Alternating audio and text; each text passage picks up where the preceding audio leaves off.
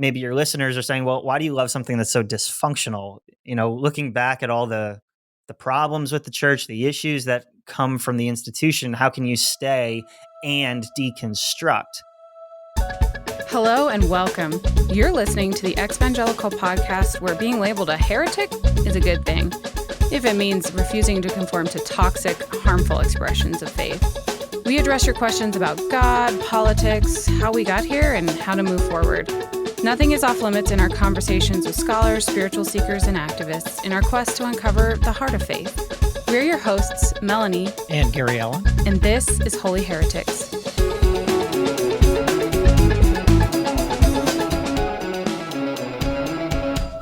Before we get started, we have something brand new that we wanted to tell you, our listeners, about first. For so many of us who really find ourselves questioning the faith we were given, the Bible really becomes a sticking point. Can we even trust it? Is it inerrant? If it's not, does that mean we should just totally throw it out? Should we even read it anymore? If so, how do we read it? And what about all the different translations? I mean, the questions can become overwhelming and really confusing. And so because of our own questions, we started digging and then decided to turn all our research into a live course that we're calling Making Sense of the Bible Post-Deconstruction. And we will be debuting it in July. Because we want this course to have time for questions and dialogue, we are only opening it up to our Patreon supporters, and it's on a first-come, first-served basis. So between now and June 30th, 2021, if you become a monthly Patreon patron, we will reserve your seat for the course. So head to our website, which is holyheretics.org, and click on the button that says support on Patreon, or head straight to patreon.com/holyheretics to become a patron of any amount and reserve your spot before they're gone. Now let's get started. Today, we have the privilege of sitting down with Joey, who is the host of Dismantle Podcast, and that is a deconstruction podcast that's similar to ours. And he specifically invites conversations and dialogue from people of all backgrounds and faith persuasions. It is a podcast that we highly recommend. Definitely check it out and add it to your lineup. We're having him on today to talk about two really important topics. And it's things that I'm sure many of you have wondered about, and that is staying in church while deconstructing and talking with people with whom we disagree fundamentally, or even just on small things of, is deconstruction a good thing or not? Any of those things. How do we continue to have relationships, or at least have constructive conversations with people who really disagree with us? So these are some big topics, and it seems like there's very few answers out there, and there's a lot of gray areas. So we're really excited to have you today, Joey. Thanks for joining us and being willing to tackle such difficult topics. Well, thank you for having me. I'm very excited to be on. All right, Joey, so we're going to dive in. As Mel said, you host your own deconstruction podcast, but you've not only stayed in church, you still serve as a worship leader, which kind of blows my mind when I think about that, because most of us who have gone through the deconstruction process or are currently in the deconstruction process have either just walked away from church altogether, or really kind of have some barriers up as it relates to our association with, or even membership with the church. So can you just talk a little bit to us to get us started about your story of deconstruction, and in particular why you've chosen to stay in church as you are going through the deconstruction process? Sure. So I grew up in a conservative, fundamentalist, evangelical environment that is labeled Plymouth Brethren. If you're not familiar with that denomination, they're maybe a hop, skip, and a jump away from Amish. Um, Mm. Women wear their head coverings, men are only allowed to speak. There's a very literal interpretation of the Bible. If it says it, we do it. And questions are definitely not appreciated. They're not encouraged. And so that was my upbringing for about 21 years. But I was a musician.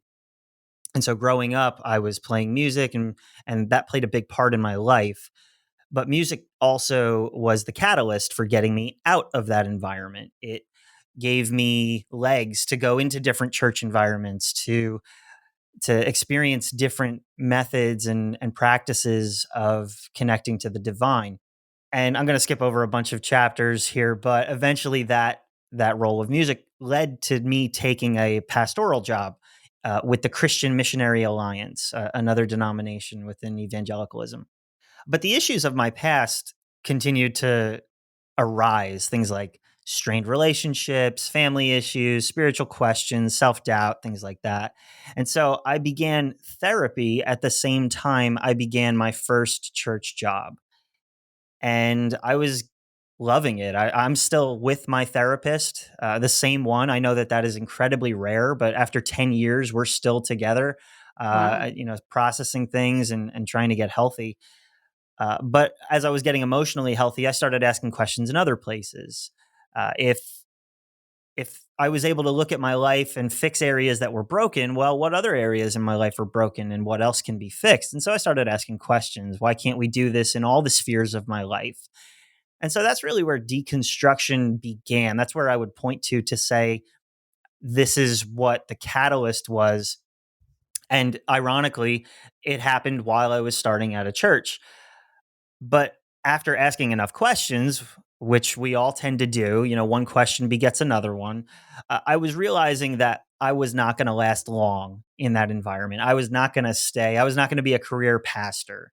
Um, and I was young on this staff as well. All of the pastors and the workers that I was working with were my parents' age, and so they had kids who had walked away from church and wanted nothing to do with church, and we were expecting our first child, and I just said, "You know what? I just don't want that legacy for my kids." And so I left that church job, which was difficult. Anytime somebody leaves a place of belonging, of acceptance, of financial stability, like that's difficult.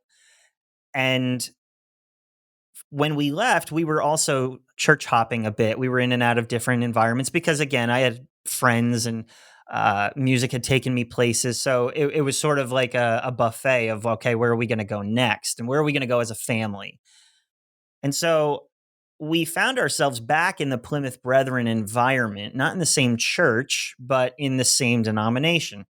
Hmm. And so I started serving in various volunteer capacities. And the reason that we went back to that environment was not necessarily because of the theology, but because of the community. And that's one of the things that I love about that environment. I'm a half glass full type of guy. I'll try to make lemonade out of lemons all the time. And one of the things that I really like about that denomination, amidst all the things that I don't like, is that the community is incredibly powerful. It's a strong bunch of people focused on their interpretation of Jesus and loving each other as best they can. And so that's really what brought us back to that. And so while we were there, I didn't want to sit, soak, and sour. I didn't want to do nothing. And plus, I just had 5 years of content and experiments within church, and I had a different perspective on doing things. And so I found myself in leadership. I was doing things like preaching, leading worship again. 2020 led to digital content. I became a deacon, things like that. Hmm. And that lasted about 4 years until about 6 months ago when I took another worship role at a different Christian Missionary Alliance church. But within all of that time, I really haven't stopped asking questions. I haven't stopped deconstructing, but I also haven't stopped loving the church. And a lot of maybe your listeners are saying, well, why do you love something that's so dysfunctional? Looking back at all the problems with the church, the issues that come from the institution, how can you stay and deconstruct? And the first thing that I would usually ask somebody asking that question is, well, what does stay in the church mean? What are you saying when you say that?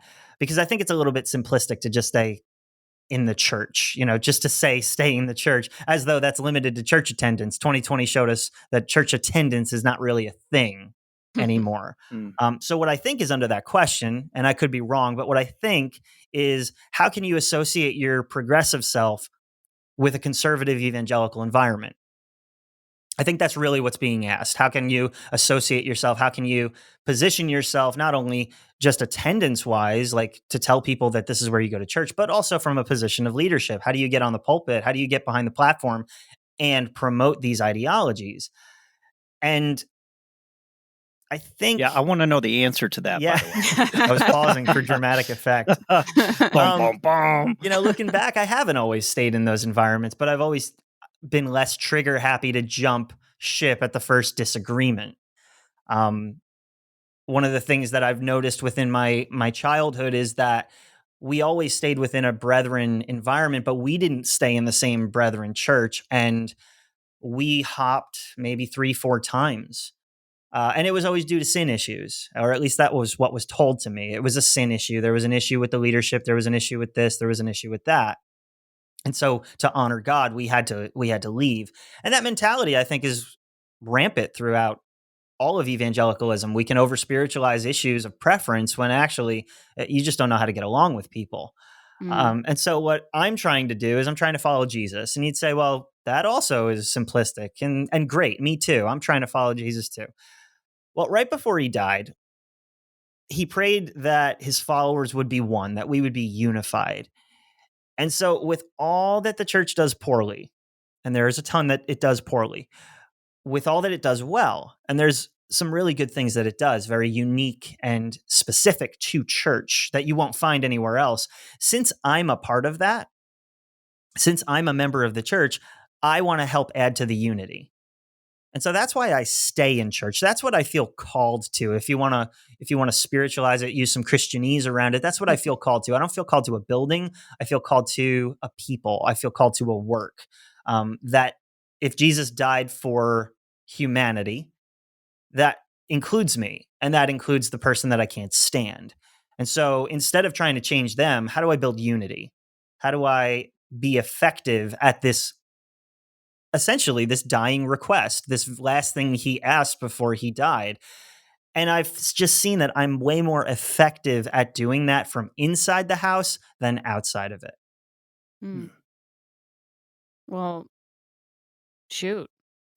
Yeah, I feel really guilty now, but thank you, Joey. No problem. That's what I'm here for. Well, I do have to say, I am a little surprised that the church you're currently at is okay with or tolerates you being part of the leadership and like having this podcast where you have people on of all different persuasions and backgrounds and current levels or not levels, but I guess affiliations. Sure. You have not just Christians, but you have atheists and agnostics, and I'm guessing probably people from like Hinduism and Buddhism on.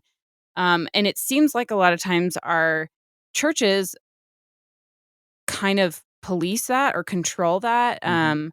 And they don't like it when people are putting out ideas that seem to totally contradict their interpretation of the Bible. And especially because, like, I mean, you're not just like, just some guy posting on social media every now and then. Like, you have a podcast, you have a very public voice. So how does your church respond to all that? And like, do you ever have conflict with them over that? And I guess maybe more importantly, do they ever try to influence what you do talk about on your podcast? Yeah, so there's been a few churches within the span of that story. Like I had mentioned, the one that I worked at first appreciated the questions, but at the end of the day, we had a product to deliver. So there really wasn't time to think about questions.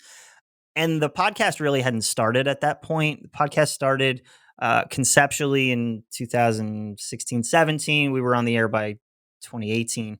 And so they really didn't have time for those questions. They didn't make space for reevaluating some of the concerns that I had, and that also led to some of my reasoning for leaving. I sort of said, well, this isn't a place that's going to foster a question. Mm, Um, I'm pretty secure in my faith. What happens if somebody's not?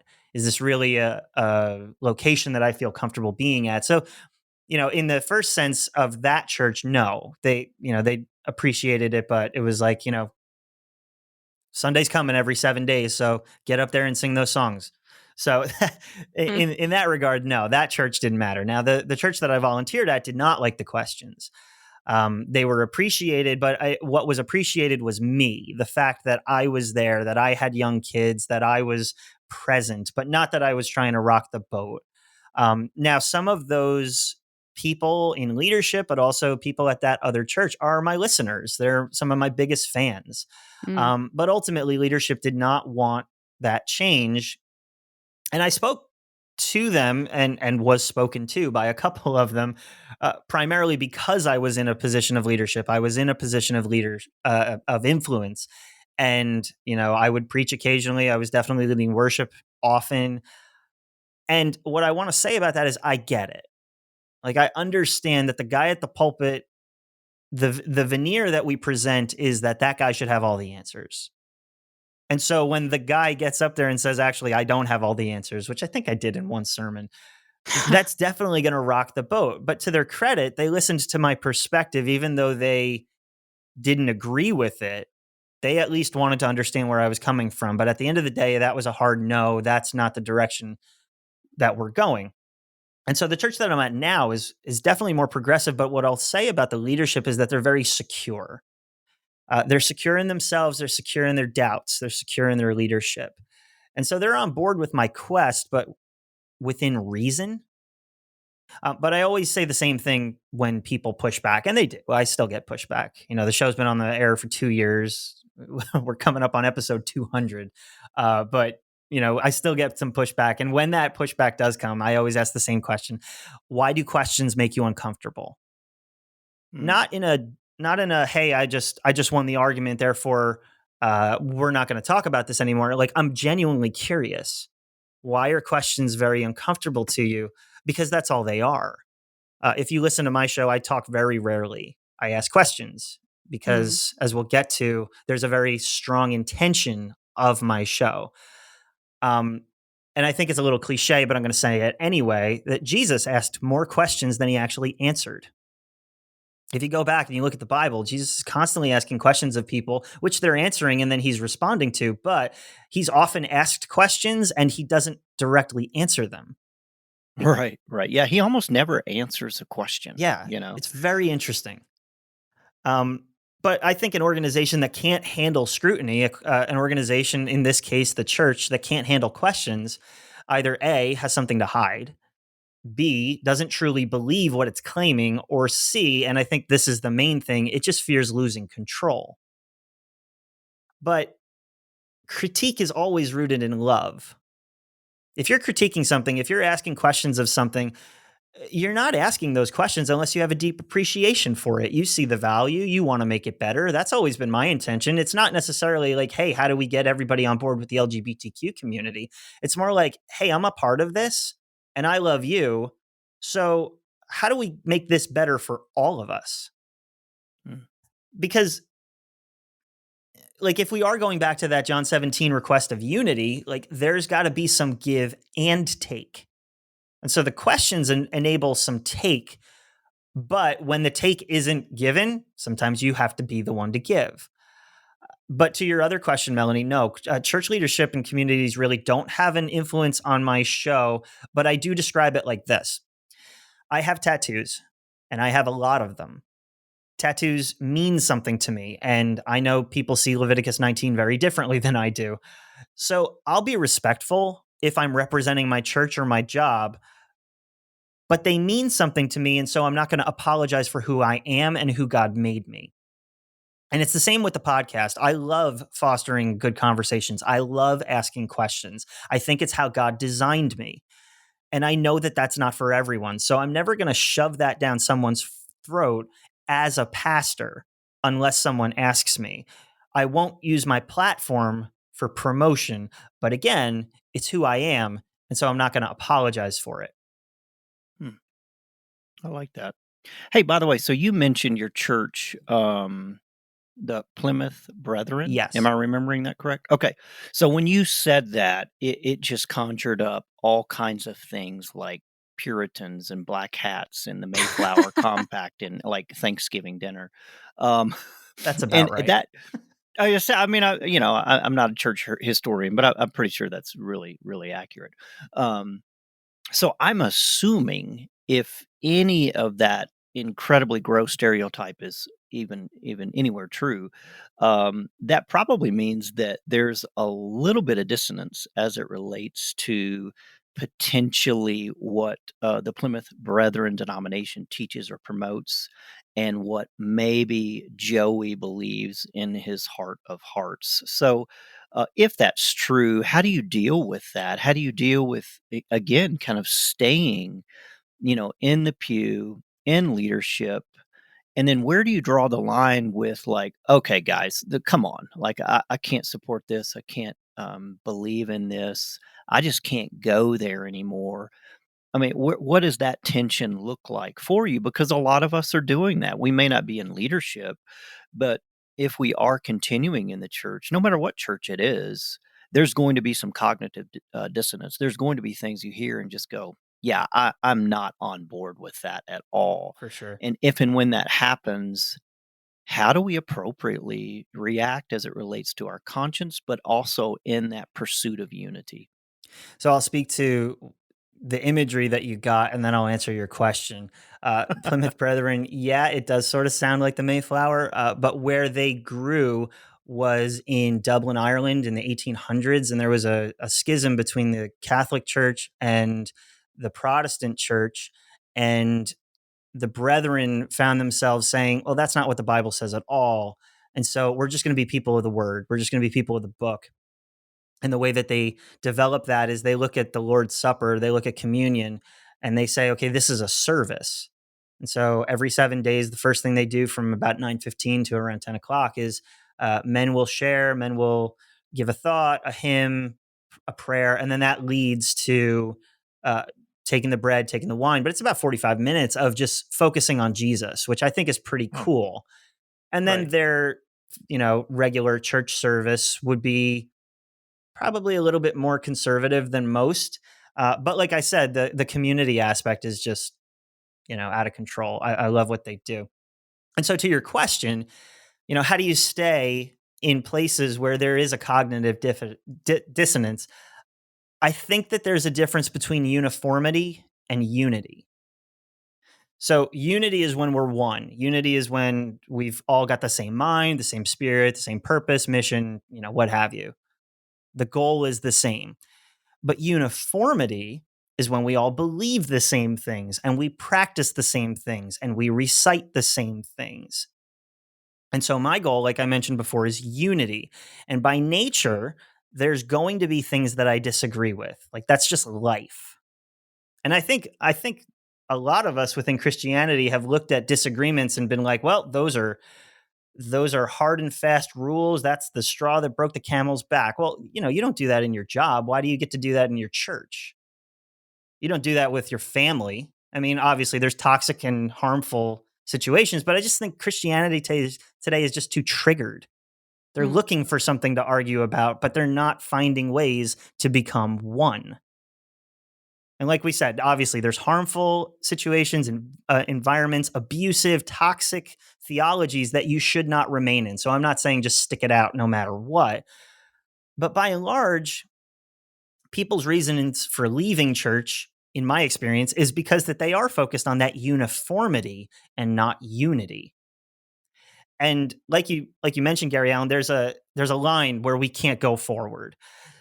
The line used to be very over spiritualized for me. There was always a sin issue. There was always this brother did this, and I can't believe the leadership is going in this direction. And then we would leave. But if you boil it down, those are just preferences. Hmm. Now, there's nothing wrong with preferences. We all have them. But my line now is now about stagnation. Are we moving? Are we progressing? Are we choosing progress? Are we asking questions? Is there a pace that we're keeping? If that's the case, if all of those things are being checked off, well, then I can have grace and recognize that not everything is going to be my preference. And if I'm getting my way, that means somebody else is not getting theirs Hmm. because others are dealing with me while I'm dealing with them. I think we do have this self-centered, ego-driven mentality, like the church is here to serve me. Well, the church is here to be served, and that means by you. But I think it's going to take a lot more for me now to get to a place of I can't move forward because my focus again is unity, but it's also about patience. It's patience with people, patience with leadership, knowing they're just as human as I am. And we're all going to mess up. We're all going to have our blind spots. We're all going to have that spot where we feel like we can't go forward. But again, what's the goal? What's the main thing we're focused on here? Is it making sure we've got that third worship song and it's Bethel and it's going to be a great closer, or is it, I just want to sit in the same space as all these different people, knowing that Jesus asked me to be unified and I'm a part of that. If that's our goal, I think that's the way forward. But so with the Plymouth Brethren, you said that only men are allowed to speak. And yeah, for me, it's like I would not be able to remain in a church that says I, as a woman, simply by how I was born, now have no voice within the church, and all the complementarian patriarchal teaching. So at, I'm like, how do you stay unified in something like that, when to me that's like more than just like, oh well, this is my preference. It's like, no, this is a matter of like subjugating half of the population Right. because we have a certain way of reading the text. So let's I couldn't take do that that. issue. That was my main platform. Once I had a daughter, it was all over for me. I'm not going to tell my daughter 6 days out of the week that she can be anything she wants, hear from God, and she's got a calling on her life, and then 3 hours on a Sunday completely subvert that. Yeah. That just was not going to be my reality. And so unity does not mean silence. Unity does not mean no asking questions. Unity doesn't mean just going along with what's being presented. It means doing the work. When you do see something, like that was my big thing. Like every opportunity I got as a deacon, it was like, look, we're going to talk about women. And I know we talked about it before, but we're going to talk about it again. And we're going to talk about it again. Because this is the way I see things, and this is where I see it in scripture. And you can base 5 verses to back your point, but I can pick 10. So like what it boils down to is, look, we can use the Bible, we can use our preferences as weapons to get our way, or we can get at it and try to figure out what this is. So unity isn't just about going along with what's always been tradition. It sometimes means dismantling, for lack of a bad pun, but it looks like taking apart the whole thing and saying, I think we got this wrong. How do we put it back together that works for all people? Because right now, in this situation, half of us can't open our mouths. And that's not okay. Yeah. Mm-hmm. Right. Like we've got, at least for this issue, you found one of my soapboxes. I'll get off it in a minute. But at least for this issue, we're more focused on the writings of Paul and not on the actions of Jesus. Jesus was way more subversive to the culture and the norms of that day when it came to women than Paul's few verses taken out of context ever were. Right. And so either we got it wrong and we need to reevaluate, or like we said, this is where I can't move forward. But it's not because I haven't had that conversation. I think a lot of people just are like, they make up their minds and they say, okay, well, they don't think this, so I need to leave. Well, have you talked with leadership? Have you sat down with them? Have you wrestled with them and say, I'm struggling with this, I don't get it? We often don't do that because that's a pride thing. We don't want to imagine that we don't have it all together. But you know what? The quicker we do that, the better off we'll all be. Well, I think you bring up something. There is a difference between essentials, which, in my opinion, gender equality in the church is an essential, and then there's preferences. Like, well, worship styles, or I want hymns as opposed to fancy smancy, skinny jeans pastor up there. So I think that's a question to consider. And then also, as you were talking about unity versus uniformity, and basically deciding, like, is this something that I'm willing to go to war for? Or is this something that I might just subversively resist without even knowing it? Right. Well, and that leads into our next topic really well, which is, how do you have those conversations? So, Joey, you mentioned going and talking with, say, the leadership of your church, or let's say it's maybe members of, let's say, your small group or, life group or whatever your church calls Bible study groups, or potentially it's members of your family, and you have found these um, points of tension, these points of disagreement. You do this, I think, on your podcast really well. You have a lot of people on, and you give people who you disagree with a voice. And I think a lot of us struggle with not only how to have constructive conversations with people we disagree with, especially like when you get family emotions involved, but also I think what happens is we get discouraged if we keep talking with people who um just constantly are saying like, you're wrong, you're going to hell, you're wrong, you're going to hell, I'm worried for you, I'm concerned for you, I'm praying for your soul, like all those things. It can get really distracting. So how do you have those kinds of conversations without feeling discouraged, and then also without feeling like either you were completely silenced and the other person had the voice, or you did the silencing yourself? Yeah, I think listening with intent is a lost art. Especially the intent to learn.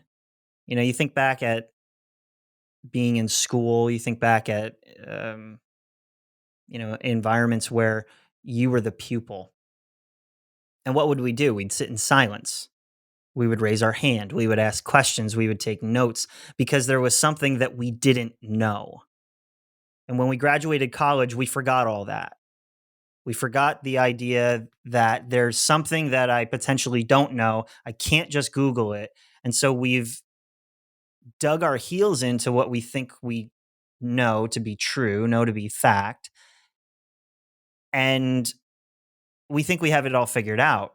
But the reality is that we don't. We think we know. We know what we like. We know what we believe. But you know what? That's not learning. That's debating. That's pride. But learning others' perspectives, again, is a patience thing. It's a time sensitive thing. It's not something to be rushed. And it not only helps create safe spaces for those people, but it allows you to grow in what you do and don't know, what you do and don't believe. And so approaching conversations with, I don't know, please tell me, actually steps into humility, steps into growth. Now, that doesn't mean that you just adopt it and that you just go along with it. But I think just affirming the same beliefs with the same people every week, realigning with the same books, not expanding your content, your mind, that actually makes you ignorant. Mm.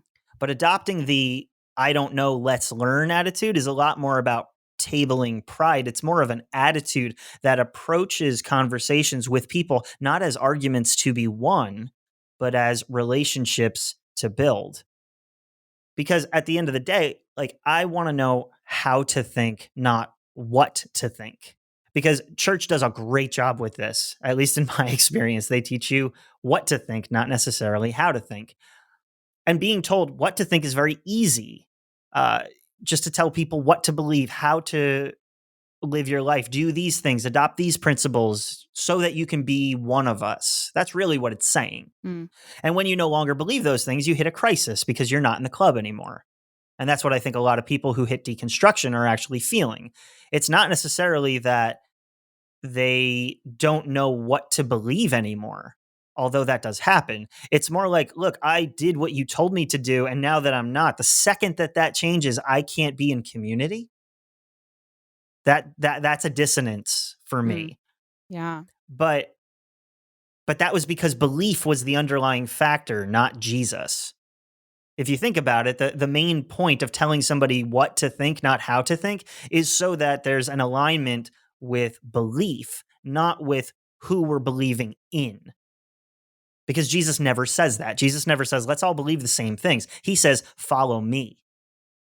And so knowing how to think allows me to have discussions with people I agree with and people I don't agree with, even within the church, being able to process what I'm hearing for the betterment of my soul. And so I can filter out things like, hey, I'm praying for you. This is a slippery slope. I think what you're doing is dangerous. I can filter all of that out because I don't see it as a threat to my belief, but as a way of living out Philippians 2:12, which says to work out your faith. Like faith is a muscle. And people who don't work it anymore, those are atrophied muscles. There's a scientific principle that says that anything that doesn't grow dies. And we'd say, yeah, well, that makes sense with the plant life and that makes sense with our physical bodies. Well, yeah, well, what about our faith? Mm. What about challenging what we already know or we think we know? What about reevaluating our preconceived ideas? What about that? That's what I see that passage to mean. It needs to be worked to be strengthened. And how do we do that? Well, yeah, by hearing things we agree with, but mostly stepping into unknown environments, stepping into conversations with people we don't align with, whether that's the LGBTQ community, whether that is conservative nationalism, maybe that is Buddhists, or maybe that's a rabbi just sitting down. Maybe that's a single mom, but maybe that is an NRA member. You just don't know where you're not going to know something. And that's the beauty of life. And so people are now opportunities, not like in the sense of conversion evangelism, but like as a way to grow your soul. And so that's how I Mm. approach conversations with people that I don't agree with. I don't know everything and I want to learn, but I also want to build my faith. But what about so this just happened, Yep. and it's from a person I know well, and this person was using all the same talking points that I was steeped in growing up. Um, this person disagreed with something that, like, I think it was on one of our episodes, and they just kept y- hijacking threads, kind of saying like, uh, you know, same old stuff. Like, we have to take everything back to scripture. And if this person says like one thing that's not scriptural, well, then we shouldn't listen to anything they say because everything is suspect, and they just kept coming at not just me, but other people with these things that I've always heard. And those are the things that I'm like, no, I want to back away from that kind of dogmatic thinking. So how do you have conversations with or disagreements, I guess, with people like that, where you're like, I've heard all these talking points. I know exactly what you're saying. I feel like I understand this like literal interpretation of scripture, and it's nothing new for me. So how do I then like approach a conversation as a learning opportunity or a way to like grow myself and grow my faith when it doesn't seem like they're bringing anything new to the table? Well, you don't go necessarily back to first grade hoping that you're going to learn something. You don't necessarily say, okay, I need to take Algebra 1 again. There are times where you need to say, okay, this doesn't add anything to me. And this is an internal monologue. You don't say this out loud because that would be rude. But, this doesn't add any value to me. This person isn't hearing what I'm saying. And I understand what they're saying. So what you can do in that conversation is, well, I appreciate what you're saying, but I disagree. So how do we move on? Mm. How do we move Mm, forward? I like that. It's not Yeah. necessarily dismissing them. It doesn't shut down the argument. In fact, it keeps the conversation going. It just changes the subject. And especially for Americans, we're just not good at changing the subject. We have to win the argument. But I've found success going, I know what you're saying. In fact, I know it maybe better than you. And so we're not gonna solve this issue today. We're probably not gonna agree on it. But how do we move forward? Now what? And you can put that on them. If they say, "Hey, well, I don't know. What do you think?" Well, then you can say, "Well, I recognize that we have a difference of opinion on this, and it would be better for our relationship if we didn't come back to this topic." You don't have to be an ass, but Right. but it allows you to diffuse the subject without necessarily dismissing the person. Because again, if the goal is unity, that doesn't necessarily mean that we're all going to believe the same things, but we don't have to focus on what we disagree on. Mm. For example, I can't talk politics with my family, either Mm. side. And so I just won't. And the conversations will go and the texts will come in and the questions will be asked. But after a while, they understood that Joey doesn't want to talk about this. And so we're not going to talk about it with Joey. I can't talk faith with certain friends because we're just totally on opposite sides of the spectrum.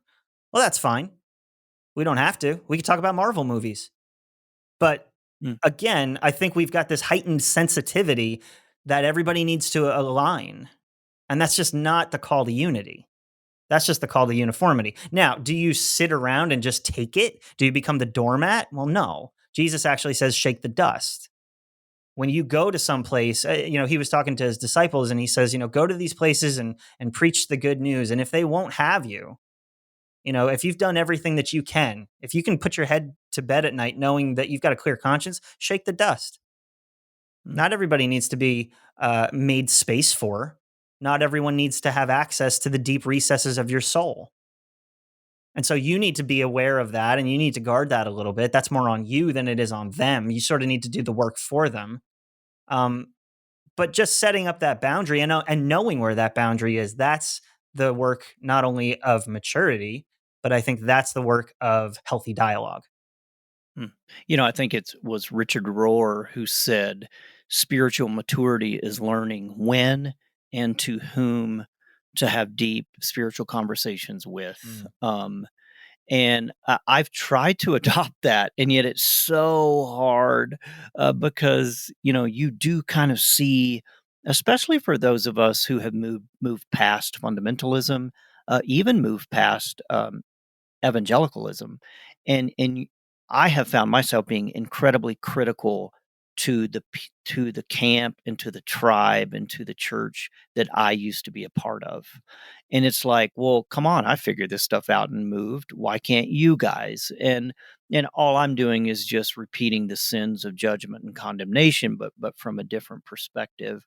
Um, but I have noticed too, though, that you can spot pretty quickly someone who's just not ready for those conversations. Oh, yeah. If you bring up something, whether it be inerrancy of scripture or women in leadership or inclusion of LGBTQIA plus individuals in our churches, if they respond with fear, if they respond with defenses, or if they kind of back away in sort of this fundamentalist apologetic response, you're just it's probably not going to go anywhere, right? I mean, it's not going to lead to anything, and you can see it. Like you can either see it on their faces if you're talking in person, or you can begin to see it like, well, but this is really too far, and I just don't think you need to do that. And once they start projecting their rules on you, that's when I just leave. That's when I just say, you know what, this is probably not you're probably not ready for this conversation. I'm definitely going to be triggered by your response. And so we should, kind of part in peace. But maybe the back end of that though is that when things do get hostile, when things do get angry and um either you bring up a point or there becomes a conversation and they just lash out at you. They just start launching at Yeah. you, which honestly has happened to me a lot. And it happens to me from my family and it happens to me from my evangelical friends who they don't understand me anymore. They can't quantify me anymore and I don't fit into their camp anymore. And they haven't done the work. They haven't done the studying. They have just accepted secondhand religion. And so they start attacking me for not believing in some of the very kindergarten things that they continue to believe in. So help me, Joey. How do I not react back to their hostility when they are very clearly being belligerent to me? How do I not get worked up, get triggered, and then respond evil for evil? So you asked this question, what's the goal? Yeah, like I'm actually angry thinking about it right Yeah, now, and I can right? hear Because that. it's so triggering, Yeah. So you asked that question, what's the goal? And I'll come back to that in a second. But in my experience, people become angry for two reasons. One, they're already angry, or Mm, two, they're not being heard. Now, mm. some people are just angry, right? Like they wake up in the morning and it doesn't matter the You're ready for a conversation. fight, right? Yeah, it Yeah. just doesn't matter what's said. It doesn't matter how it's presented. It doesn't matter your demeanor. Like they're just going to be triggered and they're going to be angry. This is probably a low percentage of people because people like to see themselves as very nice and very happy and things like that, but it does happen. But the latter of not being heard, well, that takes two sides. And I'm not blaming you for when that has happened to you, dear listener. Like, there are just people who want to be right, but it's usually because the other side doesn't feel valued. Now, Hmm. I've never had an argument on my show because my goal is unity and aiming to learn. And I don't get into it with guests because, one, I don't have time. I'm trying to record an episode.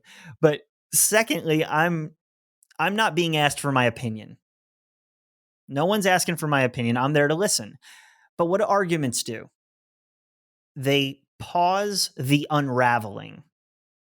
And what I mean by that is that it takes a little while in conversations for people to give their true self. It takes a little while to get to the essence, for somebody to say something that they truly believe. There's a progression of how much people will give of themselves. And in conversations, that usually takes about 30 to 40 minutes. That's why the end of podcasts are usually amazing.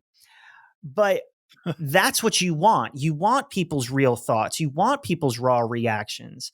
That takes time to get to. But if you keep pausing the discussion with all that you know, all that you disagree with, all that you agree with, all that you don't like, then the wall goes up and people are not willing to give themselves to you. And so that's what I'm after. But to your question, like, how do you deal with that when that happens? It's similar to before. You just say, okay, I don't agree. So how do we move forward? Because we've put so much emphasis on the thing, not the person. We're so focused on whether or not you supported Trump. We're so focused on that abortion issue. We're so focused on whether or not there's a fourth member of the Trinity, which there's not, by the way, but that's my bad joke. We're focused on just nonsense. It's not that it doesn't matter. It's that you've lost the humanity within it. These things affect us. They absolutely do. They matter. Our voices need to be heard, absolutely. But when you cross the line into this is more important than you, well, now we've turned it into something else. And people push back on my show all the time. They say, you never respond. You never tell them that they're wrong. That person got up there and said such heresy. I can't believe you just let it happen. I can't believe you didn't push back. And I say, well, yeah, that's not the goal. Hmm. Now, like I said, most of the time, people do get worked up on certain topics. They're, pick them out of a bag today and they're just going to get nasty. You need to know where that is. You need to know if that family member starts talking about church, cut it off. You know where they're going to end up and you know where you are. Because, like you said, not to demean them in any way, but you've done the work. You've done the research. You've taken time to process. So be the adult, don't stoop down to a child. Like when my kids try to bait me into doing something, I have two options. I can take the bait or I can be the parent. And while that doesn't apply universally, like there are times when you just have to say, no, that's just not worth getting into. Jesus didn't take every bait he was offered. How many times did he circumvent the entire situation? How many times did he say, actually, no, you're wrong? Or when a very clear, what they thought was black and white issue of adultery was presented to him, he completely flipped it on its head by saying, whoever of you has no sin, you can cast the first stone. And then they all left. So Hmm. looking for ways to, I know it sounds trite, but be a little bit more Jesus-like, to not enter into all the opportunity that people place before you, because argument is a high. I'm sure Yeah. there's a Yeah. scientific explanation to the endorphin release that arguments have. You usually feel something after an argument. You don't just walk away going, well, that was fun. You're either Right. frustrated or you're finally glad you got your opinion out. But Well, yeah. I mean, there's a dopamine release for yeah, sure. and that's great. There are Yeah. times for that. But again, back to my first thing, what's the goal? Hmm. You trying to stay in the family? Trying to stay in the church? Trying to build that relationship? Do you recognize things about that person that they don't even recognize and it's just not appropriate to share right now, but maybe when they do the work you can? Or do you want to burn it Or down? do you want to burn the whole thing down? Because that's also an option. You Yeah. can burn it down. And we're seeing that happen. Things are burning down left and right. But it's really hard to build things up when there's nothing, as opposed to repairing something that's pre-existing. Hmm. And I mean, you can be civil, but like, I have degrees of relationships. Jesus did this too. Even Instagram does this. You now have close friends. Jesus had a ton of followers. He had a close group of 12. And then within that 12, he had 3. Not everybody needs to be in your top 3. Not everything needs to be discussed just because we all have the same news feed. You can be civil. You can be kind without having them super close to you, without talking about everything with everybody. But again, that's about self-awareness. That's about emotional awareness, about emotional and emotional intelligence. How often do you take the bait of the argument? Because, like we said, some people just want to argue. Hmm. Well, speaking of the ends of podcasts being really good, Yeah. I'm really glad we found that soapbox, Joey, because I think that what you just said is highly important. I mean, we are not taught to set boundaries, um, emotional boundaries with people who are supposed to be like our spiritual elders or that sort of thing. And I think that that's so important is to be able to say like this relationship is more important. And I know what you believe. You know what I believe. Why do we need to talk about it again? I think that's Hmm. so it's so powerful and yet so hard to do Well, sometimes. it's totally frustrating, but I also think that this is like the next level of spiritual development. Like, Mm, it was difficult memorizing all those verses. It was difficult going to the camps. It was difficult, uh, becoming that class A Christian that we all became. And then it was difficult to deconstruct and to take apart all these faulty systems. That was work too. Well, now the next stage of that is, all right, I believe what I believe, you believe what you believe. Now, how do we figure it out together? Hmm. mm, That's hard. It's not mm. easy. Yeah, it is. No, it's not. It's I don't want to do that though, right? Like I just want to be right, and that's horrible. So I thanks, never wanna Joey. be right. Never. Oh, that is Well, and not to be ambiguous, but it does allow us a certain fluidity, not only to faith but also to conversations around it. So, like, oftentimes Jesus was asked, "Well, what do you think about this? And where do you stand on this?" And again, that was where he didn't really answer it, or he reinvented it. mm, And I think that, again, if we're going to follow Jesus, like, we don't have to say, well, what do you think about the LGBTQ community? Well, what do you think about same sex attraction? Well, how have you loved your neighbor today? mm, All Yeah. right, it's just a recentering around the thing that matters. We can talk about all those other things. And when you have a close relationship with me, when we've developed that through time, we'll get to that. But let's focus on the thing that we all agree on. And that's not to be Yeah. trite, that's just to say this is difficult work. So if we're going to get to it, we have to do it in stages. mm. Hmm. Well, I'm sure we could talk about this so much longer because it is such a important topic in our current climate here in the US right now. And I'm sure in plenty of other places as well, just with all the polarization that we see. But we have to cut it short for now.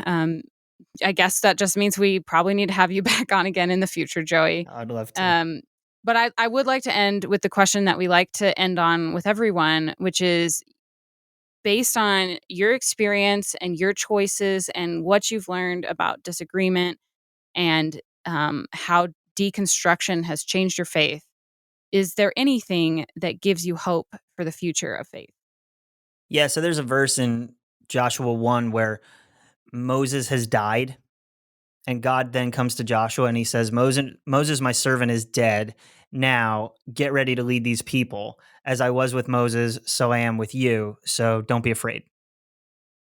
Hmm. Like we had just said, deconstruction is a death at times. Similar to Moses, we have the comforts and safety of religion and peace. But when we start deconstructing, things get turned on their head and we look around and it's a little scary. And I'm sure that's probably what Joshua was feeling as well. Like, this was a lot easier when somebody else was in charge, when I didn't have to think, when I didn't necessarily have to talk to God, when somebody was doing that for me. And deconstruction is a lot like that. I see pockets of deconstruction. It's similar to that call of Joshua where it's like, Moses is dead. The old ways of doing things are dead. Those are over. That old way of doing faith, that old way of doing church, that's dead. So now, rise up. Don't be afraid. That's what gives me hope. That I Mm. look around and I see that the people of God are actually waking up and they're focusing on Jesus. They're focusing on following him. There's a community that's coming together around this idea of taking apart the whole thing, and they're focused on Jesus. I mean, they're walking outside of the church. 2020 forced us to do a lot of reevaluation, but we're finding vibrant, meaningful relationships with the divine even outside of these old frameworks of doing so, outside of the Moses way of connecting. And that can be scary. But again, I think, like God said, like I was with Moses, so I am with you. Like I was with you that last season, I'm still here. I'm Mm. still going to be with you.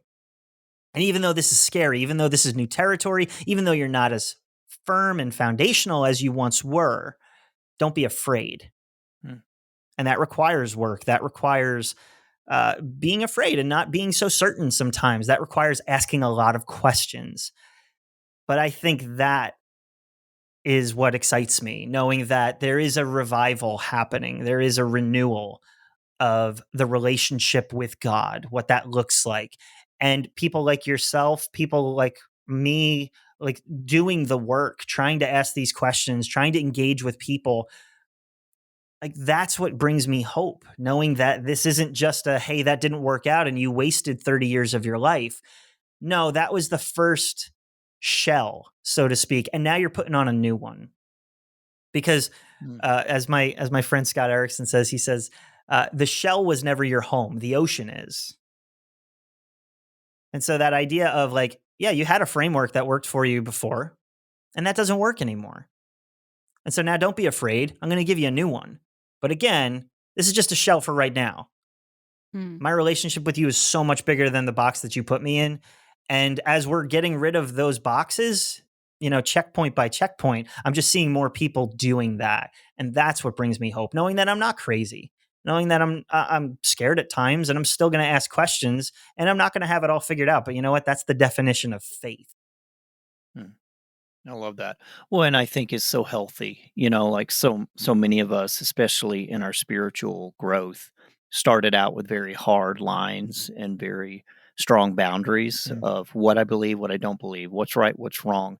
And that's a great place to start. I mean, we all had to go to kindergarten before we went to, Right. elementary school and high school and then college. And thank God that once you get to college, you're not asking the same questions you ask in kindergarten, but you needed kindergarten in order to get there. And so just having the freedom to not judge, to not look back on those who might still be in the kindergarten version of their faith, like, you know what? That's where you feel safe right now. God bless you. But I'm also not going to run back there and try to blow your world up, because that just does no service. So Right. We I can't do like to that them what they're analogy. trying to do to us. And I hate that. Right. I hate that Exactly. framework. I hate saying an us and them because it's supposed to be an Right. us. But people who Right. are in that position are desperately insecure and trying Yeah. to hold on to some semblance of their identity, their cultural framework, their family identity. And that is scary. Like, let's not Mm. deny that. But just because Right. that's being used against us doesn't mean we use it. Right. Yep. Oh man, this is so good. All right. So we do want to end with a couple of more questions if you're okay. Oh, yeah. So, like some rapid fire questions. You have no idea what we're about to ask you. So, just the first thing that pops into your head, Sure. share it with us and we'll go. So, first rapid fire question. What is the most Italian thing about you, Joey? My last name, Perfect. Say it. Monteleone. Monteleone. Wow. I'm from New Mexico, so Italian names are not common here. Yeah, I'm in New Jersey, maybe about 40 minutes outside of Brooklyn. So yeah, we got a few over here. Yeah, you were actually in The The Godfather, right? Mecca, I think yeah. that's All right, Joey, who's one of your heroes and why? John Mayer. Really? Yeah, that Continuum record, I play that at least once a week. But he's somebody who has inspired me as a guitar player. I've learned pretty much everything that he does, and I look at his trajectory and his career as having ups and downs, not just musically, but like he's been in the tabloids, he's been out of the tabloids. He defines himself as a recovering egomaniac, and I just love his Hmm. transparency, and that just fuels his music, which I just find very inspiring. Mm. Wow. You're really good at these rapid fire Keep 'em coming. questions. I Yeah. mean, like, yeah, okay. All right. We're going to stump you with this one. If you could go anywhere in the world right now, where would you go? That's a great question. There's the stumper. Aha. I think I'd like to go to Canada. And not in a, oh, what's in Canada? I got family up there that I just haven't seen in 2 years. And I mean, I talk with them every week, and I would love to be in the same space. And Mm. we've both had a deconstruction journey similar. We've had similar losses, and talking about them is one thing. Being in the same space to share, some bourbon or something, and then talk about that. That's a whole other experience. So yeah, I'd love to go to Canada right now. I was very surprised when you said that because most people aren't going to say Canada. I like the cold. I don't mind it. I mean, there's a time and a place for the cold, I feel like.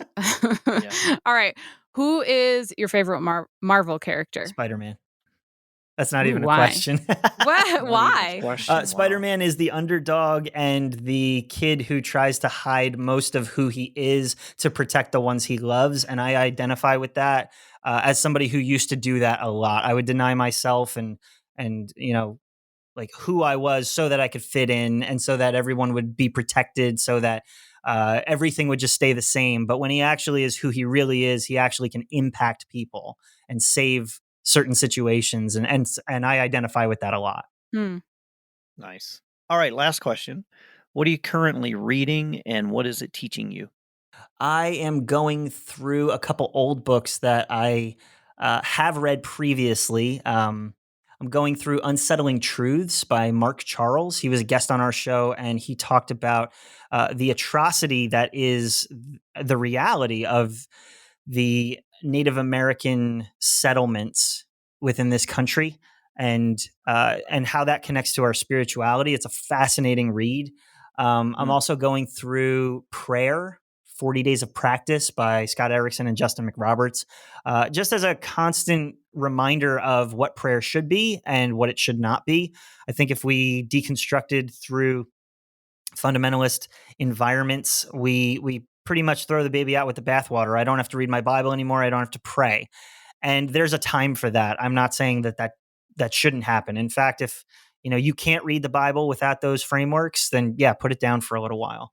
But Mm. trying to get into the rhythm of what does communication with the divine look like, this is a great book for it. So, Mm. Prayer, 40 Days of Practice, and Unsettling Truths. Well, adding those to the list. Yeah, absolutely. Hey, Joey, this has been really great. I mean, and honestly, very convicting for me because I have struggled with the whole notion of how do I get along with those family and friends that, you know, in some ways I've left behind. And it is so easy to argue and jump back in and feel like you want to fight. Mm.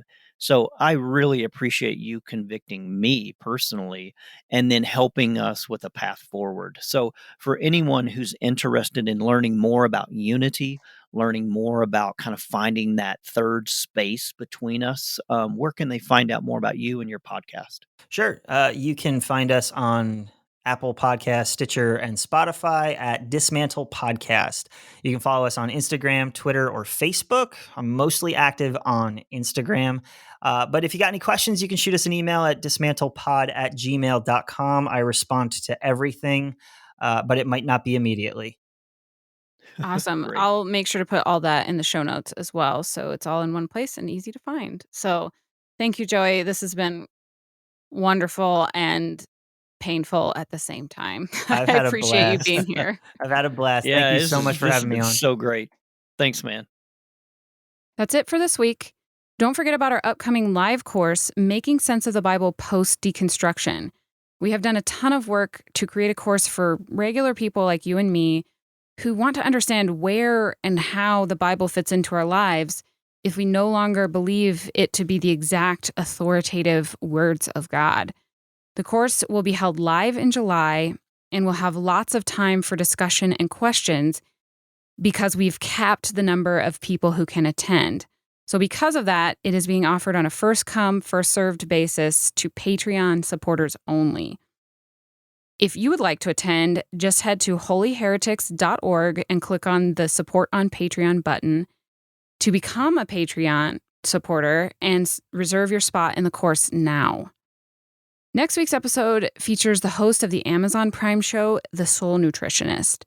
Her name is Raina Rose, and her experience with superficial Christianity and the subsequent disillusionment of it set her on a course for discovering more transformational spirituality. Her story and perspective are fascinating, so make sure you hit the subscribe button so you don't miss it. Until then.